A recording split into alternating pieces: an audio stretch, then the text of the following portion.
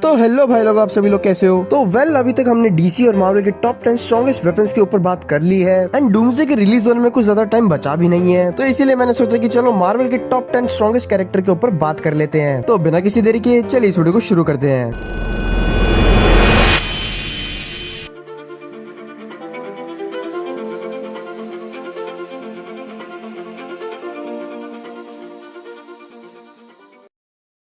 Number 10 Adam warlock. हमने इस बंदे को सबसे पहली बार देखा था guardians of the Galaxy volume 3 में, जहाँ पे हमें इसके हिंट्स तो वॉल्यूम 2 में ही देखने को मिल गए थे, लेकिन इसकी पावर ना अभी तक हमें अच्छे से दिखाई गई है और ना ही शो करी गई है। लेकिन ये एक बहुत ही ज्यादा ताकतवर कॉस्मिक बीइंग है। लेकिन वॉल्यूम 2 के पोस्ट क्रेडिट सीन में हमने देखा था कि इसे बनाया गया सॉवरेन वासियों की एनुअलेक्स बैटरी को यूज करके, जहाँ पे कॉमिक्स में जो इसके सर पे स्टोन लगा हुआ है वो सोल स्टोन है। लेकिन मुझे कहीं ना कहीं डर है कि मार्वल इसे भी गौर की तरह वेस्ट ना कर दे। Number 9 Thor. इसमें कोई हैरानी की बात नहीं कि थॉर जैसे कैरेक्टर को नंबर 9 पे रखा गया है, क्योंकि डॉक्टर डूम को हराने के लिए हमें बहुत ज्यादा स्ट्रॉन्ग कैरेक्टर की जरूरत है। तो इसलिए वीडियो को आगे शांति से बस देखते रहो। सच बोलो तो हमने थॉर की ट्रू पावर्स को अभी तक देखा ही नहीं है, जहाँ पे थॉर का सबसे स्ट्रॉन्गेस्ट फॉर्म आता है द रूइन किंग थॉर का, जिसके थोड़े थोड़े हिंट्स हमें थॉर रैग्नारॉक के एंडिंग में देखने को भी मिले थे, जहाँ पे हम डूम्सडे के टीजर में भी यही देख सकते हैं कि थॉर डॉक्टर डूम को हराने के लिए ओडिन से वरदान मांग रहा है। एंड मैं थॉर के इसी फॉर्म को बहुत टाइम से देखना भी चाहता हूँ, क्योंकि थॉर का ये फॉर्म शो करता है कि थॉर और कोई नहीं बल्कि गॉड ऑफ थंडर है। Number 8 Galactus. इसमें कोई भी हैरानी की बात नहीं कि डूम्सडे जैसे बड़े मल्टीवर्सल इवेंट में हमें गैलेक्टस वापस से देखने को ना मिले, जहाँ पे गैलेक्टस एक प्राइमोडियल बीइंग है। तो ये डॉक्टर डूम को शायद फिजिकल फाइट में तो हरा ना पाए, मगर ये इतने साल की अपनी इंटेलिजेंस को यूज करके डॉक्टर डूम के तोते उड़ा सकता है। Number 7 love. हमने लव को सबसे पहले देखा था थॉर लव एंड थंडर में, जिसे देख के मुझे अभी भी बहुत ज्यादा दुख होता है, लेकिन ये बेटी है गॉर की और प्लस इसे जिंदा करा था द इटर्निटी ने।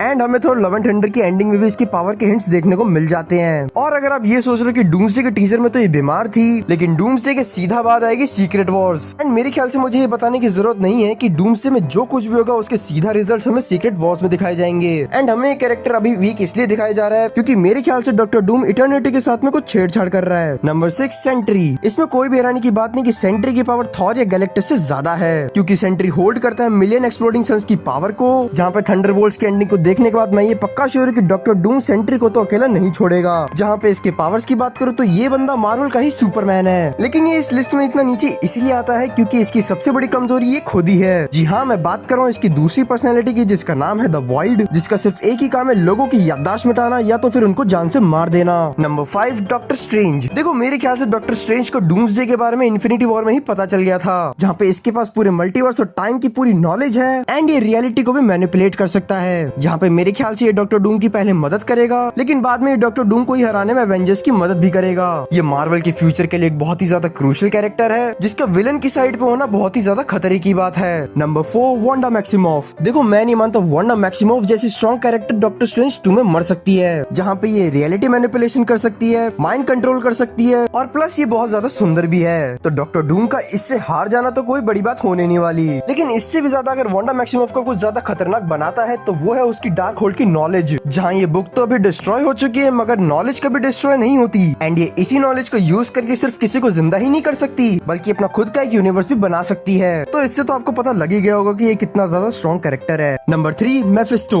मेफिस्टो के बारे में हम मार्वल फैंस 2019 से ही अंदाजा लगा रहे थे, मगर इसे हमने सबसे पहले देखा था 2025 की आयरन हर्ट में, जहाँ पे मुझे इसका इंट्रोडक्शन बिल्कुल भी पसंद नहीं आया। मगर ये बंदा सही में काफी ज्यादा खतरनाक बंदा है, क्योंकि ये किसी को भी 2 मिनट के अंदर अंदर अपनी बातों और वादों पे मना सकता है एंड इसके साथ ही साथ ये यूनिवर्स की एग्जिस्टेंस से भी काफी पहले एग्जिस्ट करता है। और अगर ये चीज भी आप लोगों के लिए कम है तो ये राजा है हेल का, जहाँ पे कॉमिक्स में तो इससे बड़े बड़े गॉड्स भी डरा करते थे। तो इस बंदे का डॉक्टर डूम को हराना मेरे हिसाब से तो कोई बड़ी बात होने नहीं वाली। नंबर 2 लोकी। अब देखो सच बोलो तो नंबर 2 पे लोकी का होना मेरी पर्सनल बायस है, क्योंकि ये बंदा टाइम से भी बाहर एग्जिस्ट करता है और ये पूरे मल्टीवर्स को कंट्रोल भी करता है एंड उसी के साथ ही गॉड ऑफ मिसचीफ भी है, तो इसको जादू भी आता है। तो ये अगर अपनी पूरी पावर्स को अपने पूरे पोटेंशियल को अच्छे से यूज करे तो ये डॉक्टर डूम को चंद मिनटों में हरा भी सकता है, जहाँ पे डूम्सडे में डॉक्टर डूम और इसका लड़ना तो पक्का है। Number 1 Franklin Richards. हमने इस बंदे को सबसे पहले देखा था fantastic four the first steps में, यहाँ पे गैलेक्टस की तो ये 2 मिनट में फाड़ के हाथ में दे देता है। लेकिन अगर आपको इसके बारे में ज्यादा नहीं पता तो ये माइंड मैनिपुलेशन कर सकता है, रियलिटी मैनिपुलेशन कर सकता है, किसी को भी 2 मिनट के अंदर अंदर जिंदा कर सकता है, ये चंद मिनटों में गैलेक्सीज को बना भी सकता है, डिस्ट्रॉय भी कर सकता है और लोकी की ही तरह टाइमलाइंस के साथ खेल सकता है। एंड कॉमिक्स में तो ये बंदा इतना ज्यादा ताकतवर है कि अपने बचपन में सिर्फ और सिर्फ गैलेक्सीज के साथ में खेलता था, जहाँ पे डॉक्टर डूम जैसा कैरेक्टर जरूर से चाहेगा कि ये बंदा इसकी साइड ही हो। एंड यहीं पे इसकी सबसे बड़ी बात आ जाती है कि ये अपने बाप मिस्टर फैंटास्टिक को बहुत ही ज्यादा एडमायर करता है, तो इसका डॉक्टर डूम को हराना मेरे ख्याल से कोई भी बड़ी बात नहीं होने वाली है। एंड ये मार्वल के सबसे ज्यादा इंटेलिजेंट बीइंग में भी नंबर 1 पे आता है। देखो ये पूरी की पूरी मेरी लिस्ट है, तो इसका बुरा मानने की जरूरत तो बिल्कुल भी नहीं है। बाकी अगर तुम्हें इस वीडियो पे कुछ भी अच्छा लगा तो ये मेरे को जरूर बताना। एंड ऐसी और भी बढ़िया चीजें जानने के लिए आपको पता ही है आपको क्या करना है।